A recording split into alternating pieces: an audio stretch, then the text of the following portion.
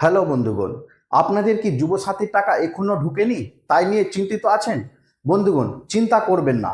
আমাদের মুখ্যমন্ত্রী মমতা বন্দ্যোপাধ্যায় তিনি বলেছিলেন যে 1 এপ্রিল থেকে টাকা দিবেন, কিন্তু তিনি আবার কাল থেকেই ঘোষণা করে দিলেন যে আপনাদের অ্যাকাউন্টে টাকাগুলো ঢুকে যাবে। কিন্তু 20% যুবক যুবতীদের অ্যাকাউন্টে টাকা ঢুকেও গেছে, কিন্তু এখনো 80% মানুষের টাকা বাকি রয়েছে।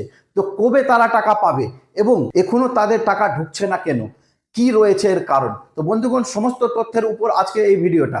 বেশি দেরি না করে চলো শুরু করা যাক ভিডিওটা। বন্ধুগণ, আপনারা হয়তো জানেন যে 1 এপ্রিল থেকে টাকা ঢোকার কথা ছিল, কিন্তু ডাটা অপারেটর যারা ছিল তারা ভেবেছিল যে আমরা 20 তারিখের মধ্যে মধ্যে সমস্ত ডাটা কিন্তু এন্ট্রি করে দিব, যার ফলে 1 তারিখ থেকে প্রত্যেকেরই ব্যাংক অ্যাকাউন্টে টাকাগুলো চলে যাবে। যেহেতু অনলাইন করা যুবক যুবতীদের বাদেও আরো 58 লক্ষ মানুষের কিন্তু অফলাইন ফর্ম জমা হয়েছে, সেইগুলো ফর্ম কিন্তু এখন পর্যন্ত ডাটা এন্ট্রি করতে পারেনি।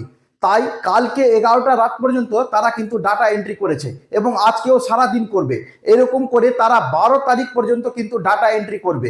আর ডাটা এন্ট্রি হয়ে গেলে তারপর তারা কিন্তু অ্যাপ্রুভাল শুরু করে দিবে।